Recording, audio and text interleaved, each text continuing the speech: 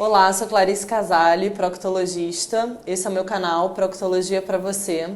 E hoje vou conversar com o Dr. Daniel, urologista, que é meu marido, porque estamos no Novembro Azul e uma dúvida muito frequente dos meus pacientes e de todo mundo é quem cuida da próstata. Muita gente vem para mim no consultório com essa dúvida e alguns acham que, como já acompanham comigo, não precisa procurar o urologista.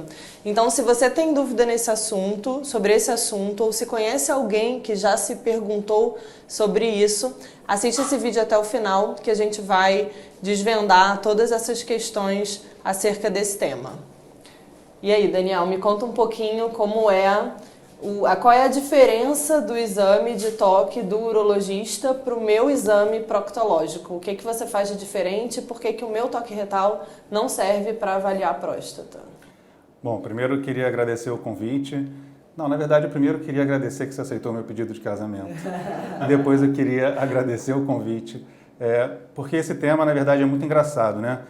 Essa dúvida existe e acho que a gente vive muito mais do que todo mundo, porque o nosso consultório é junto. A gente tem 2 clínicas e a gente atende nessas 2 clínicas. Então é muito comum ter essa confusão, até porque o nome da clínica é Urologia e Proctologia. Às vezes a pessoa não sabe nem aonde marcar.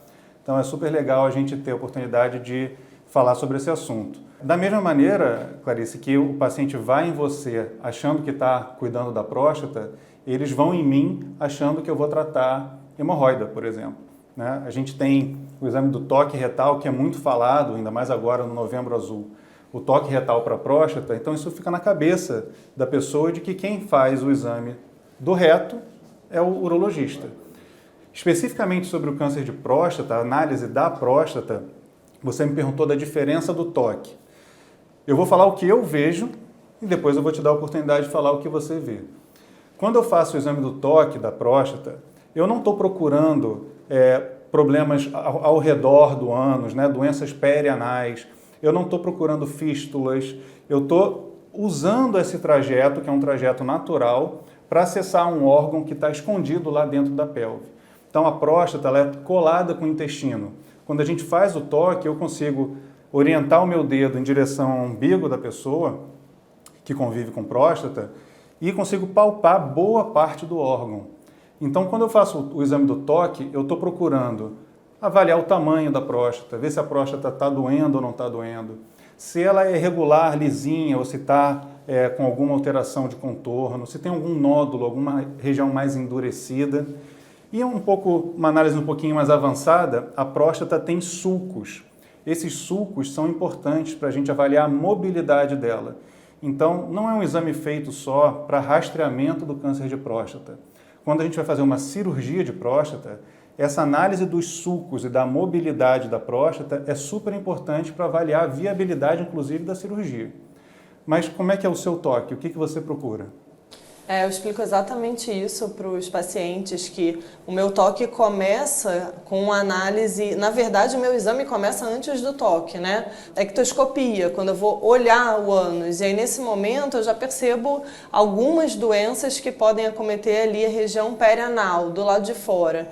E aí depois, na sequência, vem o toque retal. O toque retal eu percebo a musculatura do ânus, que é super importante. Inclusive, a gente pede para a pessoa contrair, relaxar o músculo, que é uma coisa que o urologista não faz. A gente precisa ter um treinamento, uma vivência para poder ser eficaz esse objetivo, né, do exame. Então, isso é muito diferente. Eu até explico para o paciente assim: olha, se eu encontro um tumor grosseiro, um nódulo muito volumoso, óbvio que eu vou sentir isso também no toque retal, enquanto proctologista. Mas eu não estou procurando com esse objetivo, até porque eu não sei o que eu vou encontrar. Então, isso já torna o exame completamente diferente. E aí você falou, e achei bem legal, isso que é uma dúvida, as pessoas acham que a próstata está ali dentro, na verdade a próstata está fora do reto. O toque retal é usado para acessar, então dá uma olhada nessa imagem aqui que está mostrando a próstata anterior, dessa maneira como ele explicou. E aí o meu exame proctológico, na sequência, depois do toque, vem a anoscopia, quando a gente passa um aparelhinho descartável, que também não não dói absolutamente nada, que eu vou conseguir, através dele, avaliar as hemorroidas internas e externas. Uma outra coisa que eu queria te perguntar é assim, muitos pacientes falam para mim, eu não preciso, porque eu já venho aqui, já faço o toque retal com você, meu PSA tá ótimo, já vem com o PSA para eu inclusive checar o PSA, e aí eu tenho que explicar que mesmo com o PSA normal e mesmo com a próstata, né, supostamente avaliada pelo proctologista, isso não é suficiente para um bom acompanhamento da próstata. Eu até gosto de explicar dizendo assim, você tem a oportunidade de fazer esse segmento, esse acompanhamento da melhor maneira possível. Se você está usando o exame proctológico junto com o acompanhamento do PSA, você acha que está acompanhando bem e na verdade não está fazendo uma prevenção eficaz. Então queria que você falasse um pouquinho sobre isso, que a gente já conversou muitos casos de PSA normal, com câncer de próstata. Queria que você falasse um pouquinho sobre isso. Isso foi ótimo você abordar esse assunto. O urologista tem uma curva de aprendizagem para avaliar a próstata com toque retal. Não é simplesmente chegar lá, botar o dedo e sentir, como, enfim, é o braço. O ortopedista também tem um treinamento para avaliar o braço. Então, inclusive tem um estudo engraçado que é o seguinte, o mesmo homem recebeu o toque pelo mesmo médico em momentos diferentes e o médico deu laudo diferente do toque. Para você ver que na próstata o PSA não é 100%, o toque também não é 100%, a ultrassonografia então nem se fala, mas é importante para a gente juntar todas as informações que cada um desses exames dá. Então, pensando na prevenção ou na detecção precoce do câncer de próstata, tanto o PSA como o exame do toque são sim importantes e o PSA feito pelo urologista. Tá, e me fala um pouquinho também quando o homem precisa começar esse rastreio. Em relação ao câncer de intestino, 45 anos, 40 ou 10 anos antes para quem tem história na família. Como é que é a regra do câncer de próstata? Me corrija se eu estiver errado. Antigamente era 50 anos, né, no câncer do intestino, e agora caiu para 45. Na próstata foi o contrário. Antes era 45 e hoje em dia a gente subiu para 50. Então, quem não tem fator de risco, na teoria tem que começar a visitar o urologista a partir dos 50 anos de idade. E quem tem câncer de próstata na família, pele preta, que é fator de risco para câncer de próstata, tem que começar a fazer essa avaliação aos 45. Isso não é uma unanimidade entre as sociedades urológicas pelo mundo. Inclusive, fazer ou não fazer esse rastreamento é motivo de discussão até hoje, mas a recomendação que prevalece hoje no mundo é que sim, homens a partir dos 50 anos, sem histórico familiar, sem fator de risco, e homens a partir de 45, quando existir algum desses fatores presentes. E qual é a frequência? Uma vez por ano?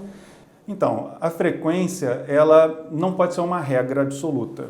Se tudo correr bem, se tudo estiver indo normalmente, uma vez por ano é mais do que suficiente. Mas, às vezes, o PSA deixa a gente numa dúvida. Então, é comum um paciente vir num dia mostrar um exame e a gente falar, olha, repete esse PSA daqui a 4 ou 6 meses. Ou então, ele é um paciente muito jovem e tem um PSA e toque normal, alguns médicos recomendam, olha, volta daqui a 2 anos. Como não tem um consenso mundial sobre esse assunto, acaba abrindo margem, sim, para uma variabilidade de médico para médico em relação à frequência dessa análise.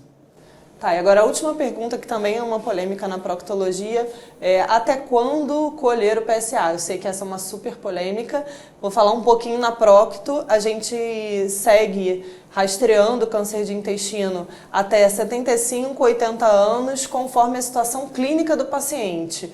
Então, e também considerando o fator de risco, se tem colonos prévias. Então, a partir dos 75, 80, isso é em aberto e a decisão é tomada individualmente. Como é que isso funciona na urologia com a próstata? Olha, a gente discute se vale a pena fazer ou se não vale, se vale a pena começar. Imagina como é a discussão do prazo final dessa análise.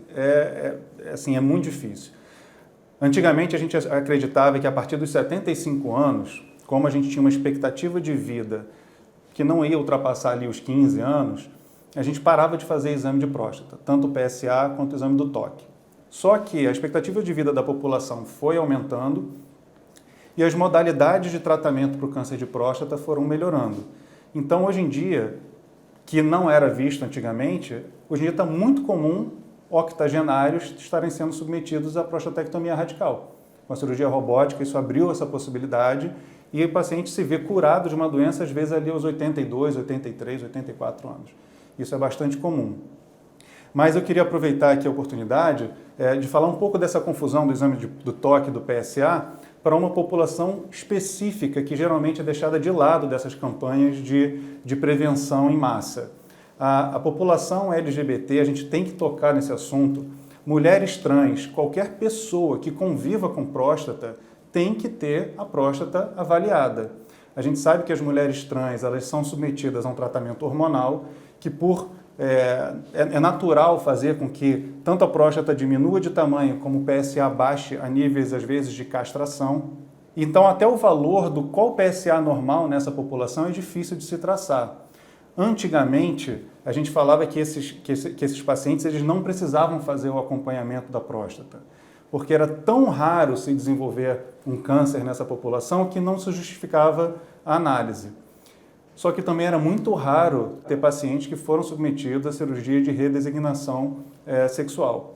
Então, a população aumentou desses pacientes e a gente está vendo, sim, casos de câncer de próstata e câncer de mama, né? A gente está saindo do outubro rosa, entrando no novembro azul. Então, fica aqui o recado, se você é homem trans ou mulher trans, tem sim que avaliar o câncer de mama e a possibilidade de câncer de próstata.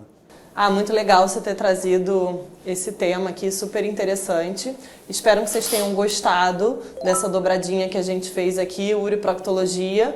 Compartilhem esse vídeo, porque essa informação acho que é a dúvida mais comum que eu respondo no consultório. Até hoje a gente tem consulta marcada errada e muita gente fazendo o acompanhamento de forma inadequada. Obrigado mais uma vez.